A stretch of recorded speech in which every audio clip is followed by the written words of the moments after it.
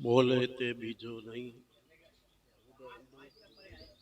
પરમેશ્વર પોતે. અને સાંભળે સાંભળે એ પણ પરમેશ્વર પોતે. શરીર નાના મોટા હોય, આકૃતિ ભલે જુદી જુદી હોય, પણ મારો નારાયણ સર્વની અંદર એક ને એક તત્વ છે, જે સર્વવ્યાપક, સર્વમય, આનંદ સ્વરૂપ એવો પરમાત્મા આપણા હૃદય મહેલમાં 24/24 કલાક વિરાજમાન.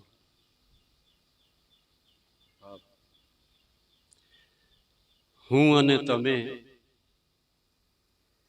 મંદિરોમાં તો દરરોજ આપણે જતા હોઈએ, નમસ્કાર કરતા હોઈએ, પણ ભગવાનનું જે મંદિર છે એ મંદિર જે અતિ સુંદર, અતિ આનંદમય એવો જે મન મંદિર છે, એ મંદિરમાં ક્યારેક તો પરમાત્માના દર્શન કરો. આમ તો બાપા લોકો જગત આખો માયા માયા માયા છે, એ તો હોય ને, છે જ સંસાર. પણ જે મન મંદિરમાં પરમાત્માના દર્શન કરે છે એની માયા ભક્તિ બની જાય. એ માયા દુઃખરૂપ ન થાય, સુખરૂપ થાય. કારણ કે તમે તમારા ઈષ્ટ સાથે જોડાયેલા છો. જે પરમાત્માની સાથે જોડાયેલા હોય તો માયા તો એમ કહે કે હું તો પરમાત્માની દાસી છું, તો આ તો પરમાત્માનું ભક્ત છે, એની તો મારે સેવા કરવી જોઈએ. તો એ માયા દુઃખરૂપ નથી.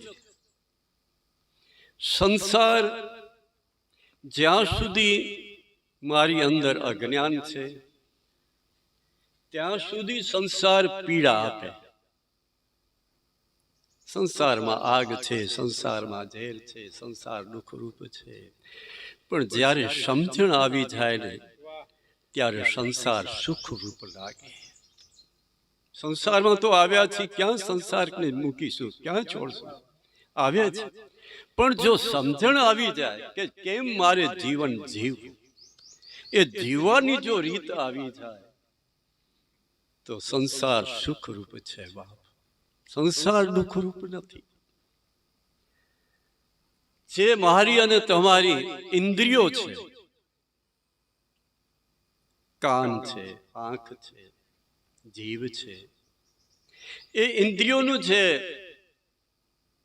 દિશાઓ છે કે સતત વિષય રસમાં જે આનંદ માણે છે, આનંદ તો નથી કહેવાય ને. ઇન્દ્રિયો વિષય રસમાં જાય તો એને આનંદ તો ન કહેવાય, ક્ષણિક મજા. પણ આનંદ ઇન્દ્રિયોને ક્યારે મળે? જ્યારે એક એક ઇન્દ્રિય હરિ સાથે જોડાય ત્યારે, ભગવાન સાથે જોડાય. ગોપીઓને કેમ આનંદ હતો?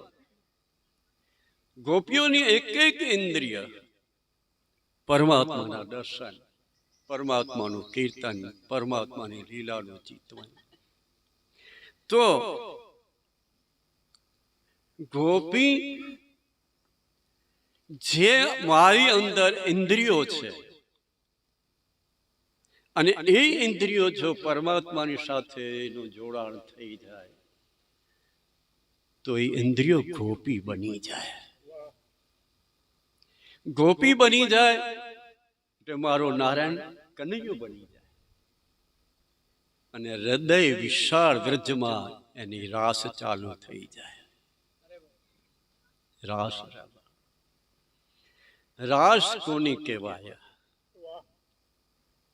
રાસનો અર્થ બીજો કોઈ નથી. એ જ અર્થ છે કે ભગવાન સાથે જોડીને રહેવાનું.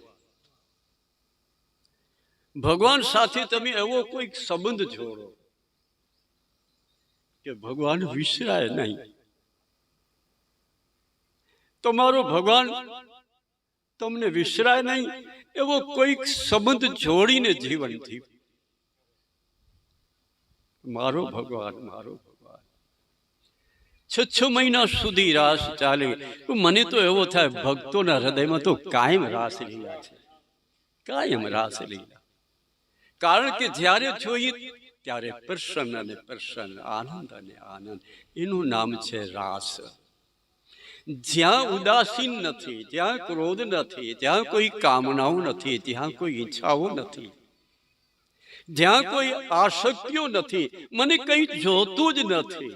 મને તો કેવળ એક જ પરમાત્માનું કીર્તન, ભજન અને હરિકથાનું શ્રવણ. અને આંખ એ મારા ભગવાનના દર્શન કર્યા કરે. એનું નામ ગોપી છે. 59 પર ચર્ચા કરી હતી કે રસિક કોને કહેવાય. રસિક, હું આ માળા પહેરી લીધી તેથી કઈ રસિક નથી. રસિકનો અર્થ ઘો નામે ગાય, ઘો નામે ભક્તિ, ઘો નામે ઇન્દ્રિયો. જે ભક્તિનો રસ જે સતત પીધા કરે છે એનું નામ છે રસિક. ચાહે તો તમારો ઈષ્ટ કૃષ્ણ હોય, ચાહે તો રામ હોય, ચાહે તો શિવ હોય, કે ચાહે જગદંબા હોય, પણ જેનું જીવન ચરિત્ર શુદ્ધ અને પવિત્ર છે, જેની મનની વૃત્તિ શાંત અને પવિત્ર છે, બસ એનું નામ રસિક છે.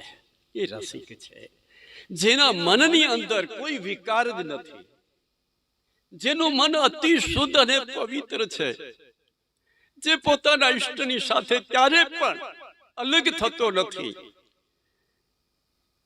ઘરના સભ્યને ખબર ન હોય કે આ ભક્તિ કરે છે બાપો. એવો જીવન હોવું જોઈએ. અંદરથી જાપ ચાલુ પડ્યા હોય પણ ખબર ન હોય કે આ શું કરી રહ્યા છે.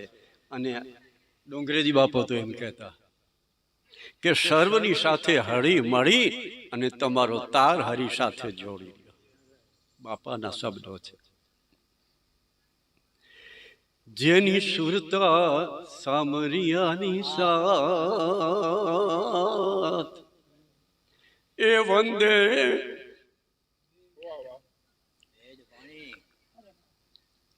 એવો જીવન હોવું જોઈએ બાપ.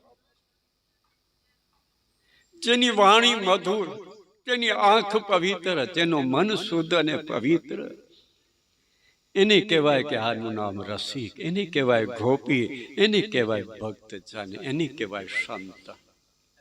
સંતનો અર્થ એટલો છે કે જેની મનની વૃત્તિ શુદ્ધ હોય ને એનું નામ સંત છે. સંત કોઈ કપડાના કારણે નહીં કે માળાઓ પહેરો કે જટાઓ વધારો તેથી કહીને સંત પણ નથી આવતો. ભલે પેન્ટ હોય, ચેણી હોય, ખમીસ હોય, જે હોય તમારા કપડા, પણ મનની વૃત્તિ જો શુદ્ધ હોય તો તમે ઘર બેઠા સંત જ છો. અને આખર એ ઈશ્વર તમારા ઓરડામાં આવ્યા વિના રહે જ નહીં, કારણ કે તમારો મન મંદિર અતિ શુદ્ધ અને પવિત્ર છે. મન મંદિર પવિત્ર છે. તો મારા બાપ, તમે બધા ઈશ્વર અંશ છો. તમે એવું ન સમજવાનું કે હું હલકો છું કે ભારી છું. તમે બધા ઈશ્વરના અંશ જ છો. અને હું તો બધાને વંદન જ કરું છું, કારણ કે આ દેહ છે એ 5 તત્વોનું બનેલો છે. અને એ 5 તત્વ જે ભગવાન શિવજીની મૂર્તિ છે તે આ શરીર છે. આકાશ, પૃથ્વી, વાયુ, અગ્નિ, આ 5 તત્વો, પાણી, આ બધું શરીર આખું બનેલું 5 તત્વોથી છે. કોઈકના ચરણમાં વંદન કરશો, મારો નારાયણ રાજી થશે, શિવ રાજી થશે બાપ.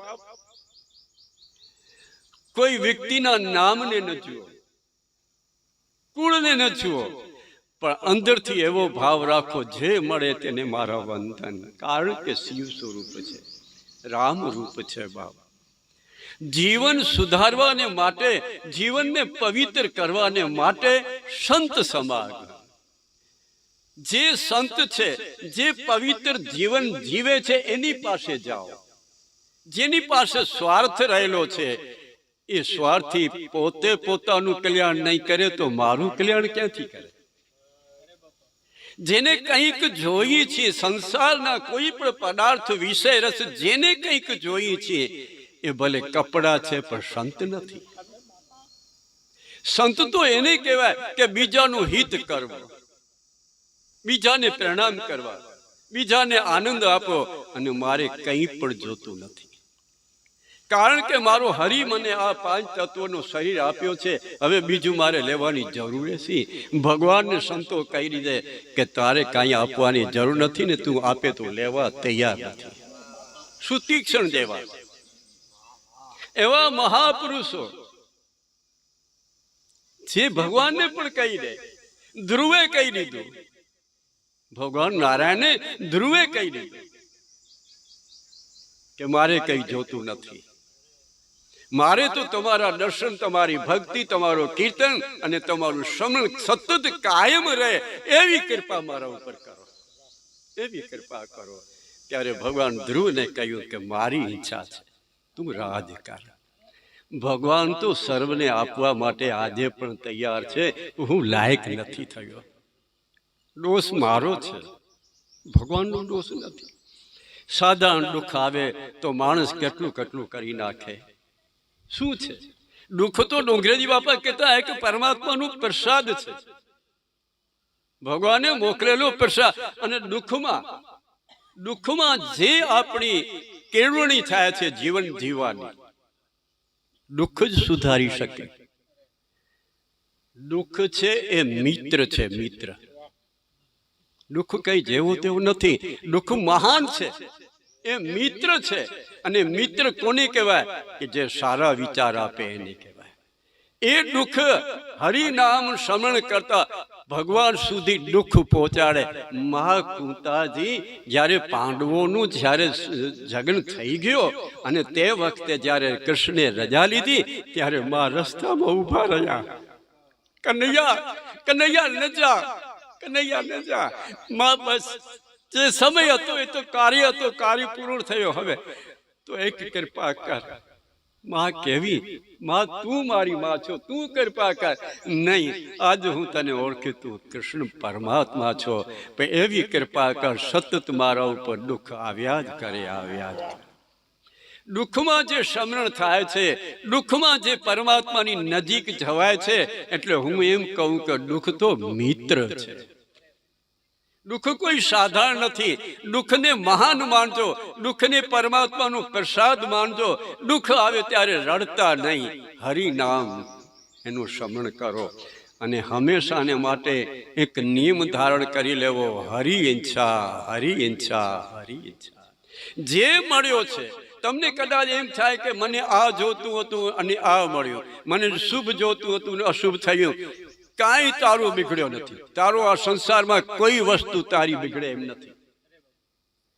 કેવળ તારા મનની વૃત્તિને તું સંભાળી લે. કોઈ વસ્તુ બિગડવાની નથી.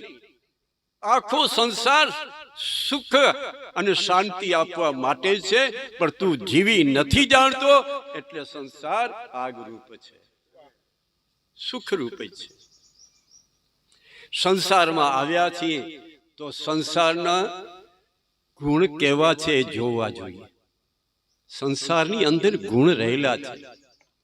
સંસારમાં આવ્યા પછી જે સંસાર સાગર કહેવાય છે, હરિનામ સાગર છે. એ પરમાત્માનું નામ સાગર છે. સંસાર જેની અંદર અનેક સાર ભરેલા છે, એનું નામ છે સંસાર. થોડુંક વિચારો, થોડુંક સમજો તો એ સંસાર સુખરૂપ છે. પણ કહેવાનો મતલબ એ છે, માનવતા કેળવવા માટે કોઈક સંતની પાસે જવાની જરૂર છે. અને સંત એવો જોજો કે જે નિસ્વાર્થી હોય, જેને કંઈ ખપતું નથી, એવા સંતના ચરણ પકડજો અને એવા સંતના ચરણોમાં માથું રાખી અને એને એવું માન આપજો, એવી સેવા કરજો કે સતત તમારા ઉપર પ્રસન્ન રહે અને આશીર્વાદના ધોધ હૈયાથી નીકળ્યા જ કરે. હે અર્જુન, પહેલા સંતની સેવા કર અને પછી સંતને પ્રસન્ન પૂછ, અને એમાં તારો હિત છે. ભગવાન શ્રી કૃષ્ણ ગીતામાં બોલ્યા છે. તો બાપ, સંત ઓળખવું કેમ? ઓળખવા માટે શું? પહેલો તો મારે લાયક થવું જોઈએ. જો હું લાયક બનું, સંતોનો સમાગમ હોય, સત્સંગમાં બેસું, તો થોડીક મને લાયકાતો આવે મારી અંદર, અને લાયકાત આવે ત્યારે નજર પડે સંતની કે ઓ કંઈક છે ભલા, આમાં કંઈક મારી નજર ડૂબે છે, આનું જે કપાળ છે ને તેજસ્વી છે, આ કંઈક છે.